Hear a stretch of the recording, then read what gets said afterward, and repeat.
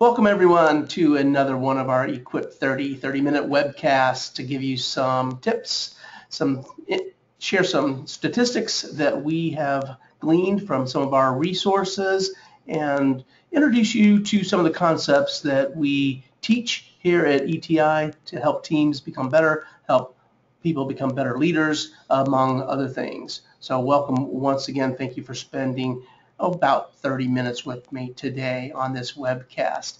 And just as a reminder, we do have a series of 3-minute videos on our website, etindy.com, and you can access those 24/7. We'd love to have you use those with your team on a weekly basis. Watch a 3-minute video with your team in your team meeting and discuss it, how it can affect you. And then, of course, we'd love to hear your success stories. So our focus today is on communicate to engage. This year, in 2015, our focus has been based on research that has come from both the SHRM, the National Society for Human Resource Management, and also from Gallup, some surveys that they've done with HR leaders as well as other C-level executives across the country.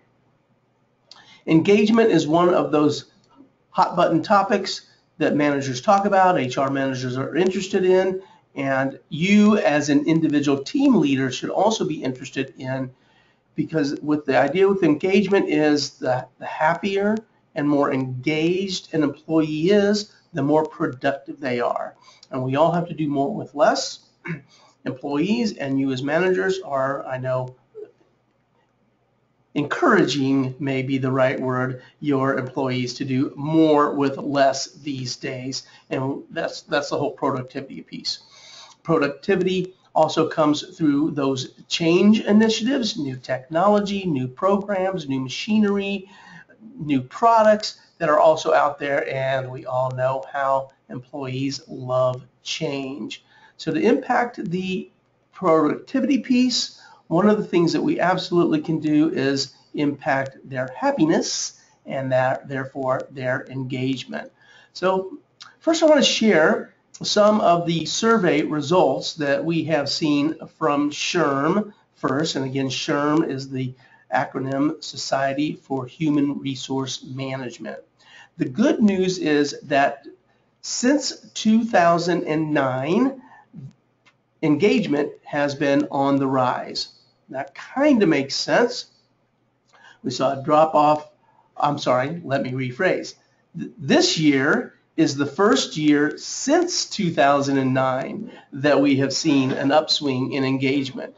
From 2009 to 2013, we saw engagement decrease and kind of bottom out. It was bottomed out in 2014 and finally now is on the rise, which makes sense if we think about the general economy. Of course, 2008, very tough year. 2009 very much reflected what went on in the financial crisis in 2007 and 2008, and engagement and job satisfaction definitely were a challenge in those years. So SHRM looked at, in this case, job satisfaction. How satisfied are you with the job? And we can say now that about 86% of the workforce say that they are satisfied with their job. So satisfied, that's an interesting word. Think about that for a second. What does that really mean, satisfied?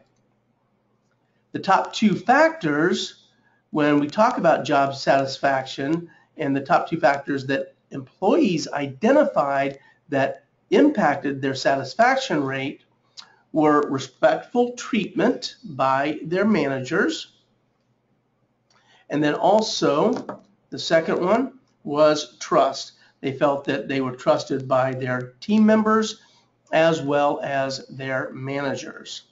So we'll kind of look at that today as we talk about communication to engage, communicate to engage, and how that weaves in with respectful treatment and helps build trust.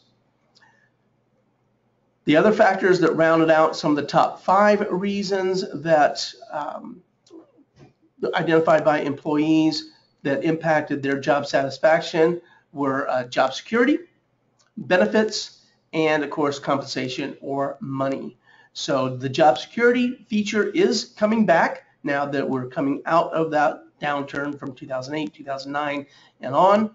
And so job security is on the rise. And then of course money and benefits are also in the top 5, but please note the top 2 are not money and or benefits. They are, again, respectful treatment and trust.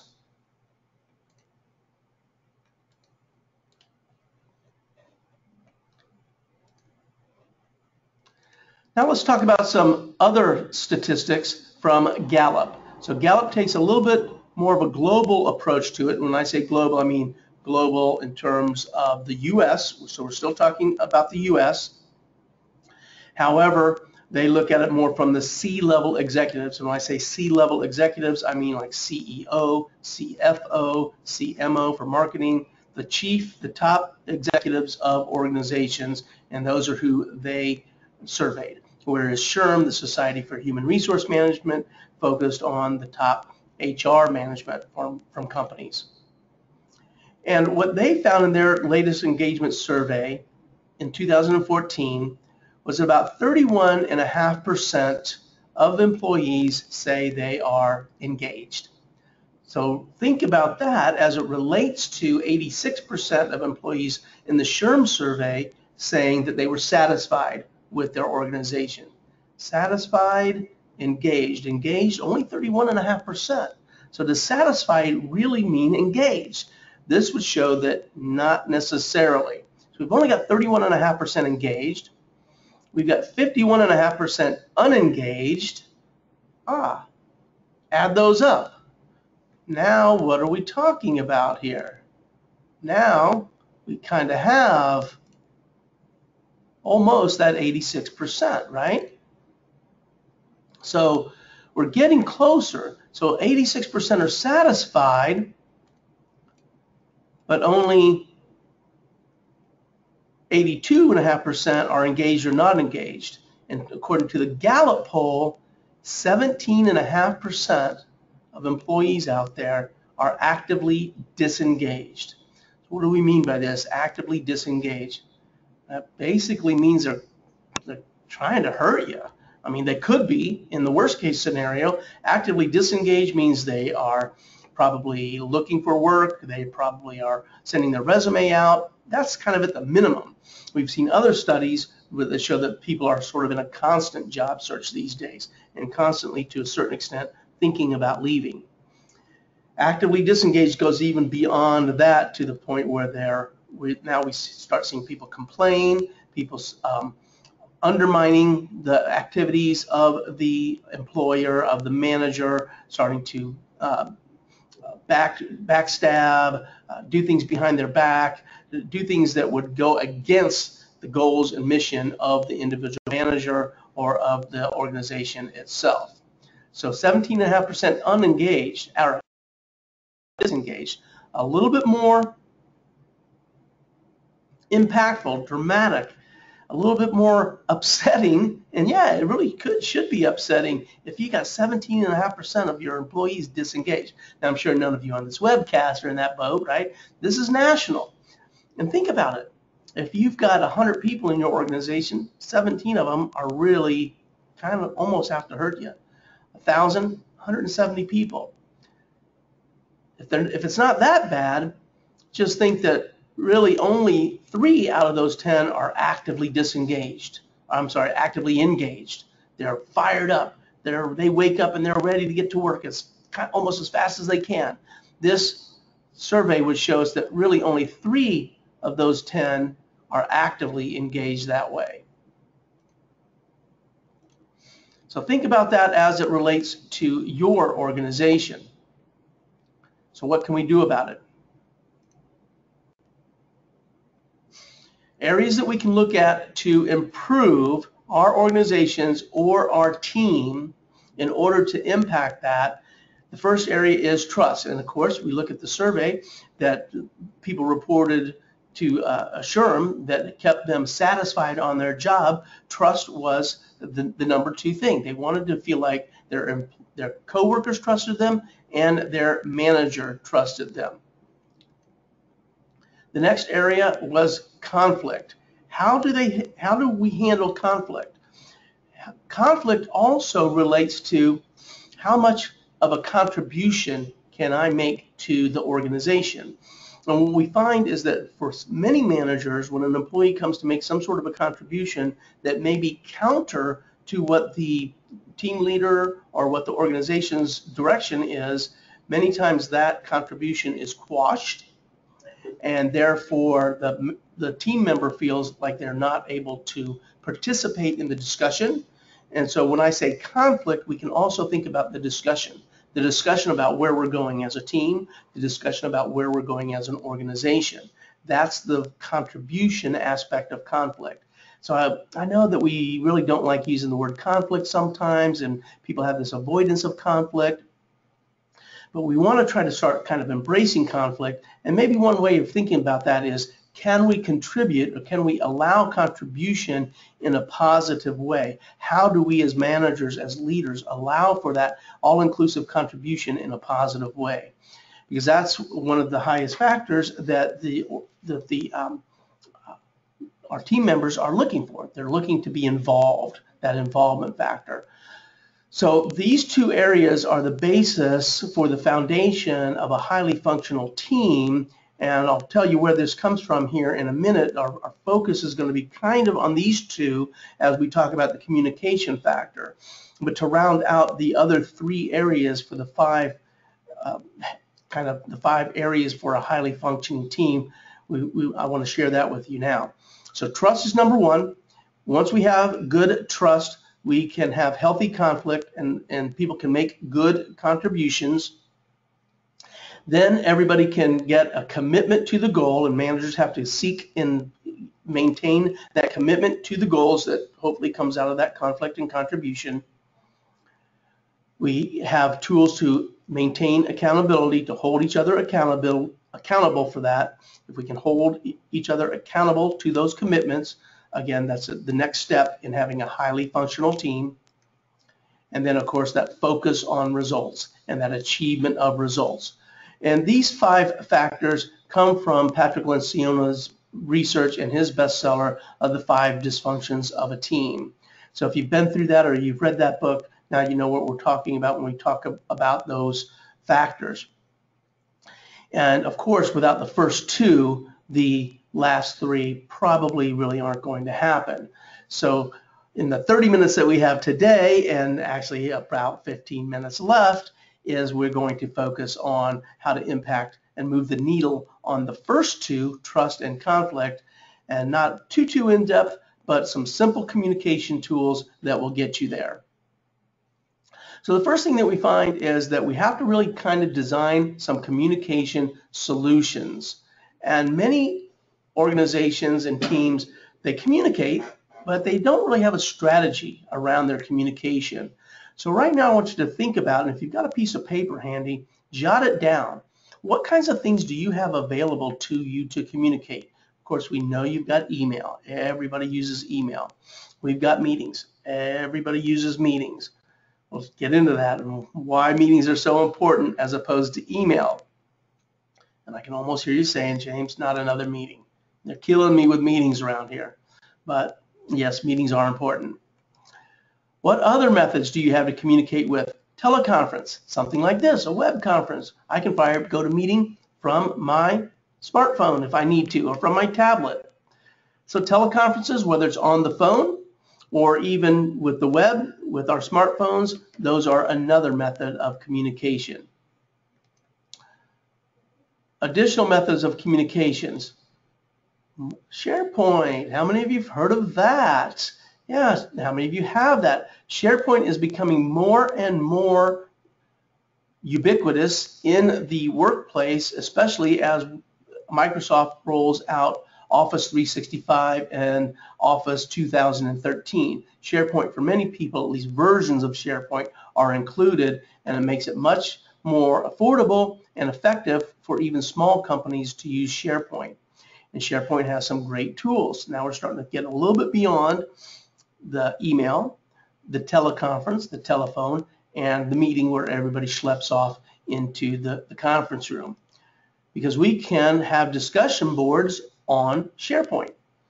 So especially with those of you with locationally diverse teams across the country, across the world, a great way to have people participate in conversations at 11 o'clock at night when we're asleep, but they're awake and working in Tokyo or China.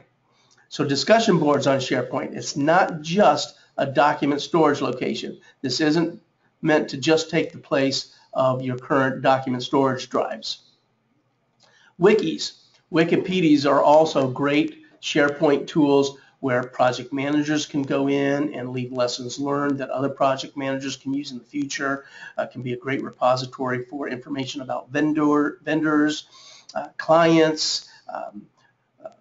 Again, think of Wikipedia. Wikipedia is built on the fact that everybody can contribute and edit and add information and change information, input citations. So these are other great communication tools that are available to us that we find most organizations aren't using. In the past, people have found SharePoint to be kind of unwieldy and they didn't really know how to use it. It's becoming much more user-friendly, especially as Microsoft rolls out 2013, Office 2013. If you're not already there, don't worry about it. You may still have SharePoint in your organization. How about Skype? Included in Office 2013 is Skype for Business. Used to be Lync. If you're not using Skype, maybe you have some other teleconferencing, web conferencing, chat type system, Yammer, other ones that are out there. Skype is nice because it adds the video feature. So I don't have video of all of you on this webcast because that would be a little bit unwieldy, but for many of us, when we want to have that interactive communication strategy, adding the video is much better. We all know, you've probably heard, the studies show that the vast majority of communication, when we talk about in-person communication, is done through body language. Body language number one, then tone of voice, and then the actual words that we speak. So Skype and other video conferencing tools can add to that communication strategy.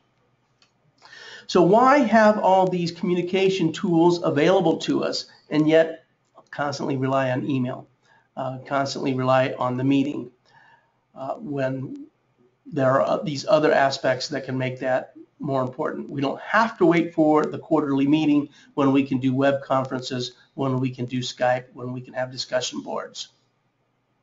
So what we want to do, and what I want to encourage you to do, and this comes directly from Lencioni's book, The 5 Dysfunctions of a Team, is to cascade communication out immediately within 24 hours of a decision being made, of a discussion being held by upper management. So most of you on this call are probably team leaders, probably managers, and you have those meetings with other managers that are going to impact your team in one way or the other. So here's what happens. Even here at ETI, people come here, we get a group of managers, they come in here for a workshop, team building, strategy, leadership, etc. And I always tell them, guess what's happening in your employees' minds right now? They're wondering, what are these guys doing? What are they doing at ETI? What are they learning? What are they talking about? They're talking about us? Yeah, they're talking about the team members, because they're talking about team building and leadership and how do I lead and how do I get higher productivity? How do I engage my team more? That productivity piece that we talked about. So they're thinking about that. Well, guess what? That's what happens if they go to an all-day seminar here at ETI. It also happens if you're in a 1-hour meeting up at corporate, or a 1-hour meeting, down the hall in the boss's office. They're wondering, what did you talk about? They saw that closed door meeting. So come out of that meeting and cascade the communication to your team members as quickly as possible, within 24 hours. Hopefully you do that in person. Huddle up and let's get that out. Huddle up and we can talk about what we just talked about. Now, I know you can't share everything. There may be talks about acquisitions coming or private personnel issues or things that the boss is saying you want to hold off on this, and that's okay. But you still want to share as much as you can almost immediately following those kinds of meetings. If you have a dispersed team geographically, that's where the web conference can come into play, and you can fire up Skype real quick or a quick GoToMeeting or a teleconference. At least add the voice. Don't come out and just shoot out that email. Here's what we talked about with the 5 bullet points. People are so inundated with the emails. We're talking about communicating to engage. Communication to communicate, yes, throw it out there on email, put it out there on the discussion board on SharePoint, fine. But communicating to engage, to build that trust that employees are looking for, to have that feeling of being in on things, that's where that in-person communication comes into play. And they want to look their boss eye to eye and hear and see and hear the tone of their voice, all those things that are going on, the initiatives of the company, the problems we have to tackle. So do that meeting in person as quickly as possible, or we will let you do it over the phone to add the voice, or over the web if you've got that dispersed team. But now look at our cascade here. This is kind of a nice little waterfall ride. We've got some stuff coming down here. So this is you guys up here at this meeting, right? And then you come out and the IT manager goes this way, and the marketing manager goes this way, and the manufacturing manager is going down this way, and sales is going this way. Is this the kind of cascading that I'm talking about? Not exactly. When we talk about cascading the communication, we do want to make sure that what flows out from the top from these meetings or these directives from above comes down kind of all at once. We want it to be consistent and an even flow across the board. So now we've got the marketing, manufacturing, sales, but it's this consistent flow that the communication, the directives from above are cascading down into the organization and covering everyone consistently. Maybe not 100%, but as consistently as we possibly can. So think about how you can cascade the communication throughout your organization as you leave those strategy sessions, as you leave those planning meetings with your managements. Again, within 24 hours, we find that can greatly build the trust of your teams. It will make them feel like they are in on things. They know what's going on, and they will then therefore have more buy-in. They will feel more engaged. Yes, that buzzword that we started talking about at the beginning. They'll feel more engaged, and therefore they'll be more fired up and more productive. And isn't that what we always want as managers? We want to get more out of our people with the same amount of time. I understand that. There's nothing wrong with that. That's the goal. Technology will do it, but also communication to build trust and engagement will do it. So thank you for being here very much today. I appreciate you spending some time with me. Email or contact me if you have any further questions about this. You need any tips or tools on how to go about cascading that information out to your team.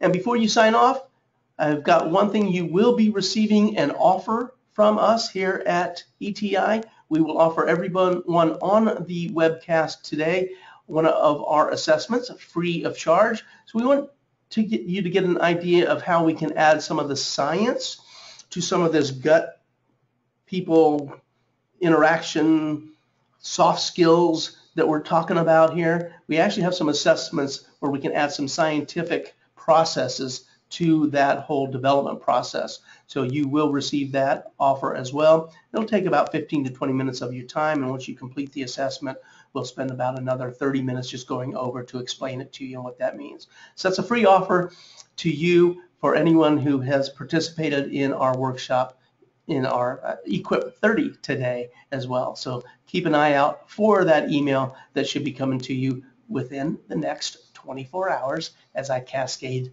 that out to everyone on the webcast today. So once again, thank you all very much. Appreciate you being here today. Go out and make it a productive day.